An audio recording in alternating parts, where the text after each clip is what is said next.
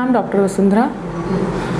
मैंने अपना MBBS और MS GRMC कॉलेज ग्वालियर से पास आउट हूँ मैं, और अभी मैं एज ए गायनेकोलॉजिस्ट पोस्टेड हूँ RJ हॉस्पिटल बहादुरगढ़ में।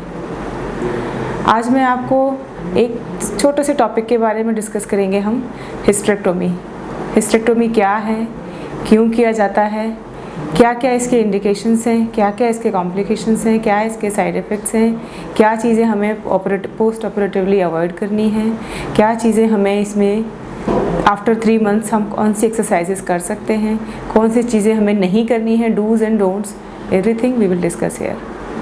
सो क्या है हिस्टेरेक्टोमी? हिस्टेरेक्टोमी सिंपल यूटरस यानी बच्चेदानी और सर्विक्स यानी बच्चेदानी के मुंह को निकालने वाले ऑपरेशन को हम हिस्टेरेक्टोमी कहते हैं। हिस्टेरेक्टोमी किसी भी चीज़ का लास्ट रिसॉर्ट है, लास्ट इलाज है। उससे पहले बीमारी का पता लगाना, बीमारी के सिम्टम्स का पता लगाना, इस चीज़ में सबसे ज़्यादा हेल्प हमें पेशेंट से यानी आपसे मिल सकती है। बहुत सारी सिम्टम्स हैं, जैसे कि बहुत ज़्यादा ब्लीडिंग होना यानी मेनोरेजिया, बहुत लंबे समय तक ब्लीडिंग चलना मेट्रोरेजिया, बहुत जल्दी महीने का आना यानी पॉलीमेनोरेजिया, बहुत अधिक सफ़ेद पानी का स्राव होना यानी लिकोरिया।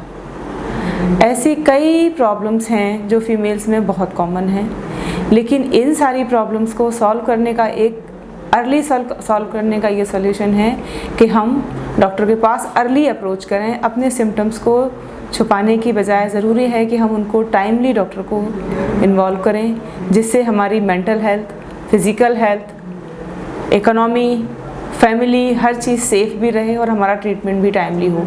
कोई चीज़ ज़्यादा भयावह रूप ना ले, कोई भी बीमारी, ये हमारे हाथ में है डॉक्टर से पहले। तो हिस्टेरेक्टोमी एक लास्ट ऑप्शन है जिसमें हम यूट्रस और सर्विक्स को निकालते हैं। ये कई कारणों से इस ऑपरेशन को करना पड़ता है। जैसे बहुत ज़्यादा ब्लीडिंग है तो पहले हमें ये देखना पड़ता है कि बहुत ज़्यादा ब्लीडिंग क्यों हो रही है। 15 दिन ब्लीडिंग होना, हफ्ता रुकना, फिर 15 दिन ब्लीडिंग होना। सबसे पहले आप अपना सिम्टम्स डॉक्टर को बताइए, वो आपको ये क्लियर करेंगे कि इसके कई कारण हैं।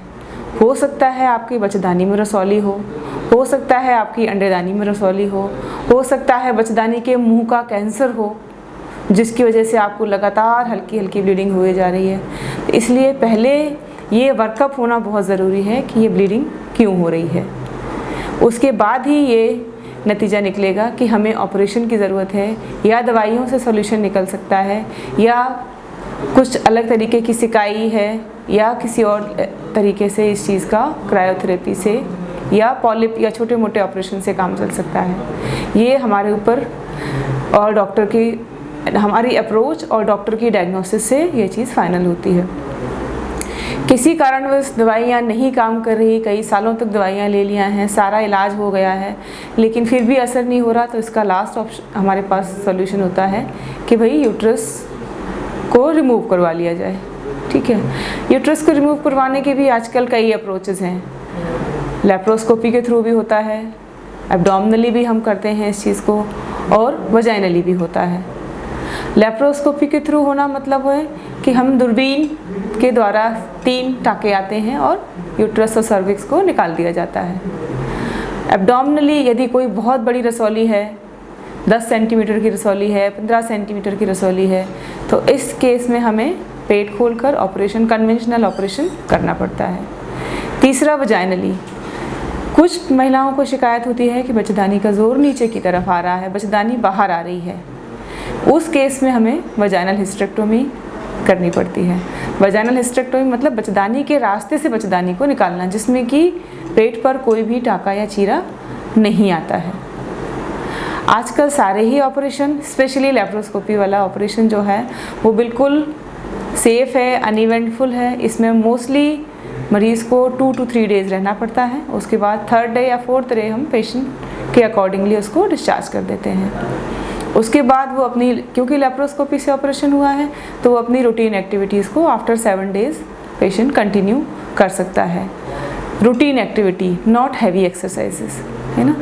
हैवी एक्सरसाइजेज मतलब हम शुरू कर सकते हैं 6 वीक्स बाद में।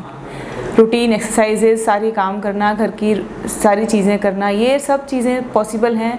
लेप्रोस्कोपी से जल्दी पेशेंट रिकवर होता है क्योंकि इसमें वुंड इन्फेक्शन का, ड्रेसिंग का, सूचर्स रिमूवल का, ये सारी चीज़ें इसमें अपनी बच जाती हैं यदि हम लेप्रोस्कोपी के थ्रू बच्चेदानी को निकालते हैं।